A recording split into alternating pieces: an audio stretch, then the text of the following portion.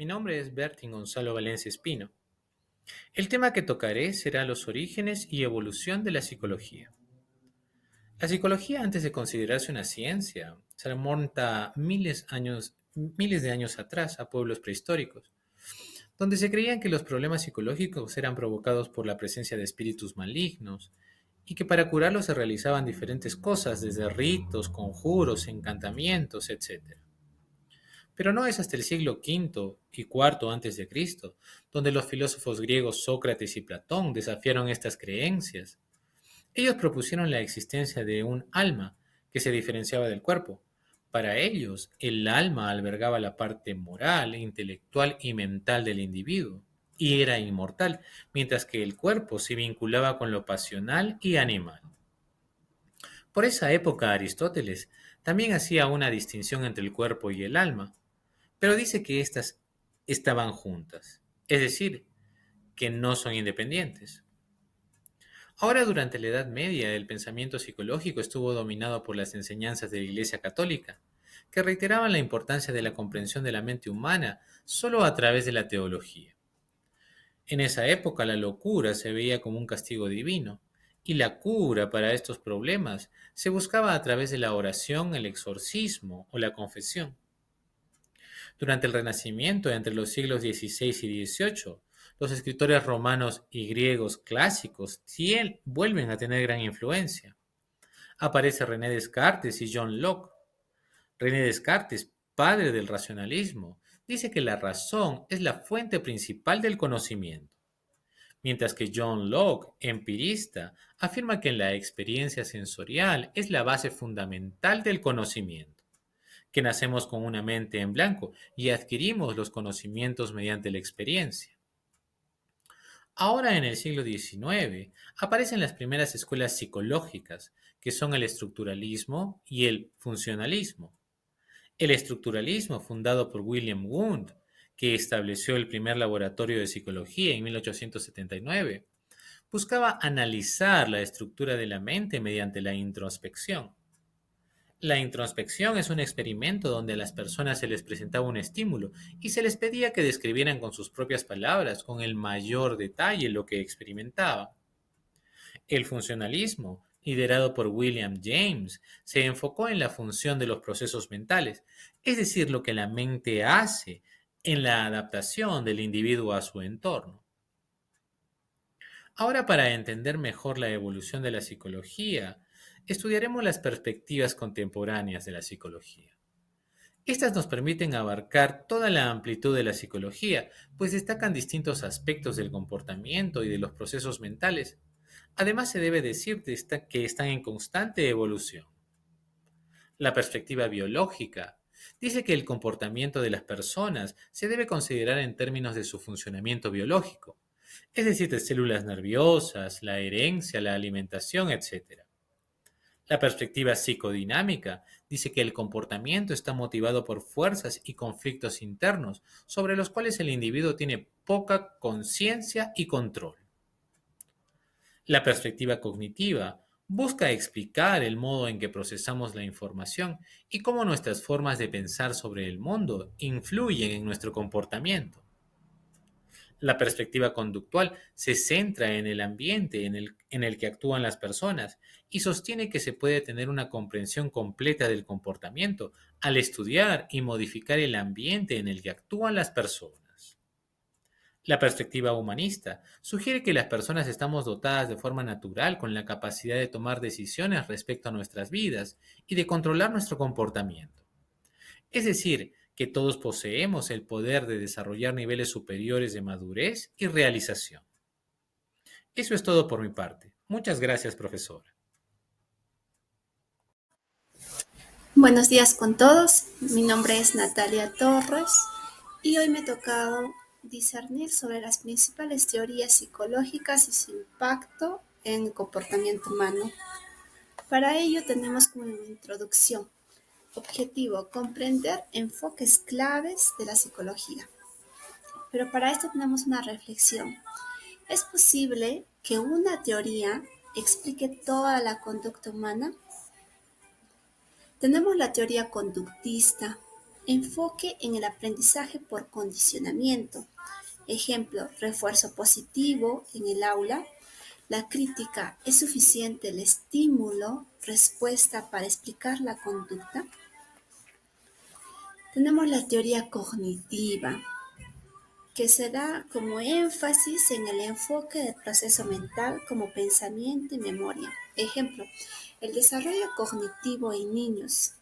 Ahora, como crítica, ¿qué lugar ocupan en las emociones? ¿No? ¿Qué lugar ocupan mis emociones? Tenemos la teoría psicoanalítica, explorar el inconsciente y los conflictos internos. Modelo estructural, yo y superyo. Dificultad, ¿no? La crítica, ¿no? Dificultad para comprender científicamente. Ahora la teoría humanista, que da énfasis en el potencial humano y la autorrealización. Como ejemplo tenemos la pirámide de Maslow. La crítica, visión demasiado idealista del ser humano. Ahora tenemos la teoría sociocultural. El desarrollo depende de la interacción social. Concepto clave, ¿no? La zona de desarrollo próximo.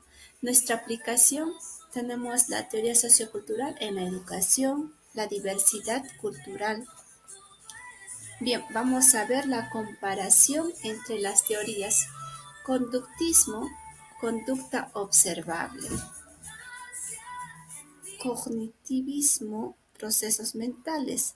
Psicoanálisis, el inconsciente, ¿no? Y el humanismo, el potencial humano. Sociocultural, tenemos la influencia del entorno. Bien, conclusión. Ninguna teoría por sí sola es suficiente. Su integración enriquece la práctica profesional. Bien, tenemos como referencias 1, Papalia, 2012, donde indica que la psicología del desarrollo. Faith, 2018, la teoría de la personalidad, y Feinstock, en 1978, el desarrollo de los procesos psicológicos superiores y la crítica. Bien, gracias. Espero que les haya servido el concepto de las teorías. Buen día, yo soy la compañera Cintia Valencia y en esta ocasión me ha tocado hablar sobre los métodos de investigación psicológica, ¿no? Que dentro de muchos campos la investigación es muy importante porque de esa forma tenemos nuevos aportes, nuevos conocimientos, tal vez nuevos tests o nuevas formas de poder evaluar, ¿no? O nuevas invenciones también. En el caso de la psicología no es diferente. También se necesita de una metodología para poder tener este tipo de investigaciones. Y eso pues conlleva algunos pasos que en este video yo quiero mencionarles. El primero de ellos es la observación del fenómeno, es decir, sobre qué es lo que nosotros queremos hablar y ver todo eso, ¿no? Sobre cuál va a ser nuestro tema, cuál va a ser nuestro tema de investigación. En el segundo caso es la formulación de la hipótesis, o sea, las muchas alternativas que pueden ser causa o tal vez alguna respuesta para el problema que yo tengo, ¿no? Después de eso, vemos la experimentación, una de las partes más interesantes, ¿no? Porque de esa forma, cuando lo comprobamos, podemos ver si realmente va a salir bien, si realmente aquella hipótesis es la correcta o termina tal vez siendo un fracaso, ¿no? Y después tenemos el análisis de resultados, cuando ya evaluamos si realmente salió o no salió bien. Y por último, las conclusiones y la publicación, ¿no? Para poder compartir con las demás personas. Entonces, este tipo de metodologías es bastante común en la investigación científica y sobre todo si queremos en la investigación psicológica también, ¿no? Como algunos ejemplos, pues muchos de los textos que se han dado para la psicología en cuanto a la ansiedad, en cuanto a la depresión, pues primero tuvieron que pasar por este tipo de metodologías.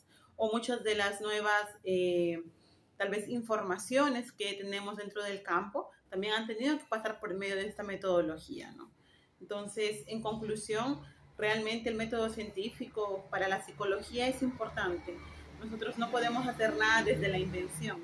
Tenemos que realizar las cosas desde un punto un poco más objetivo, un poco más empírico, ¿no? Ya que también es importante ese factor dentro de la psicología. Y ese sería mi aporte en cuanto a los métodos de evaluaciones científicas para la psicología. Gracias. Primero, ¿no? En el caso de Latinoamérica, si tenemos un poco a Yokoi Kenji, eh, la persona que da charlas, líder, ¿no? Recordemos que él es una mezcla entre Colombia y Japón, y él mencionaba en la última entrevista que se le hizo en el BBVA, un mundo mejor, y él comentaba que en el caso de Latinoamérica, todos latinoamericanos debemos pasar por terapia, o de alguna otra manera hacer terapia, ¿no?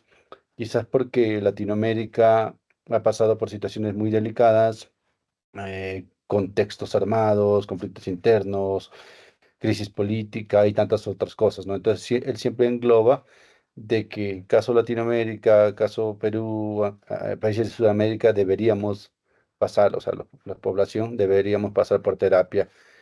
Entonces, por ese lado estamos viendo que es importante la psicología, tanto en Latinoamérica y tanto en el Perú. Entonces, yo encontré aquí una imagen que nos dice, ¿no? ¿Cuáles son los motivos más comunes de consulta? Cuando uno va a terapia, ¿cuáles son lo más llamativo? Y tenemos los cuatro, que es estrés laboral, ansiedad, problemas de ansiedad, autoestima o problemas relacionados con el aprendizaje.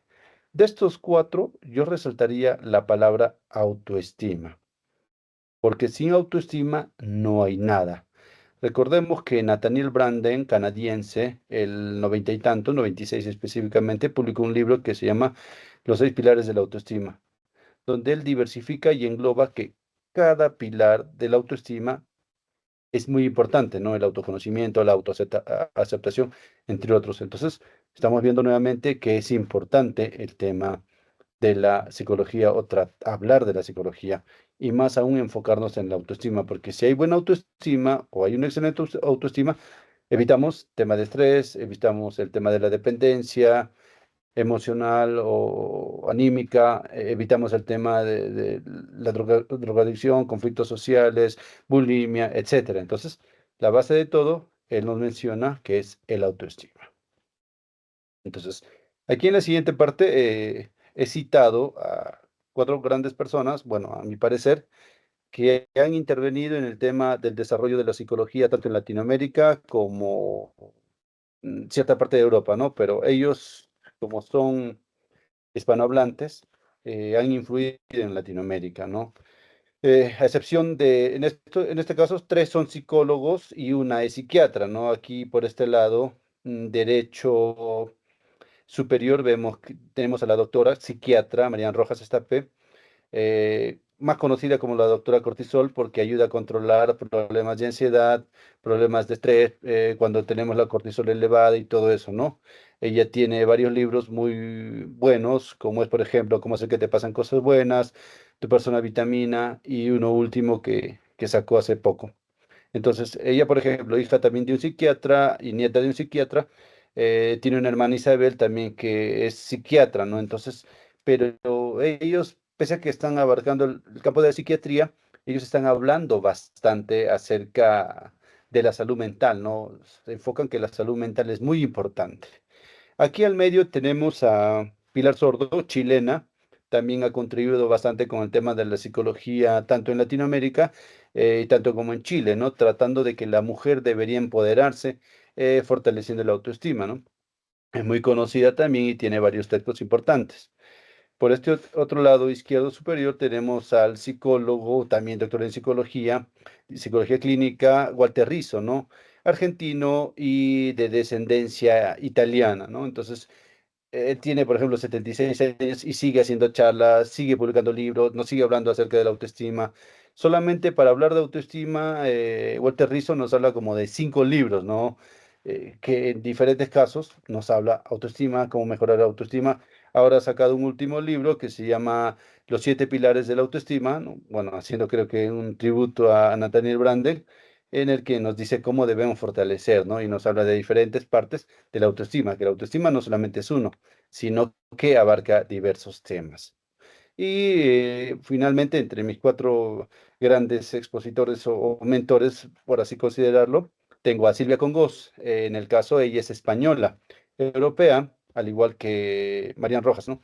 Pero ella abarca y tiene, por ejemplo, varios libros acerca de autoestima, como autoestima automática, cuando depender demasiado es adicción y temas así, ¿no? Entonces, ella, por ejemplo, fortalece de que uno tiene que tener una buena autoestima, porque si no tenemos un buen autoestima, caemos en dependencia. Entonces, ella es especialista en el tema de los casos o las relaciones de dependencia, ¿no? No solamente dependencia de una pareja, sino también a una dependencia, digamos, ¿no? De drogas o etcétera, ¿no? Entonces, ella, por ejemplo, da charlas, tiene una charla que se llama eh, Fortaleciendo uno mismo, y ella, por ejemplo, hace gira por diferentes partes de América Latina, ¿no? Hace poco estuvo en Bogotá, el año pasado estuvo en México, este año creo que va a estar en Chile, aunque no llega a Perú, pero bueno, ni modo, ¿no? Pero considero que estas personas han contribuido bastante, ¿no? Yo lo digo desde mi punto de vista porque yo he leído varios libros de estas personas.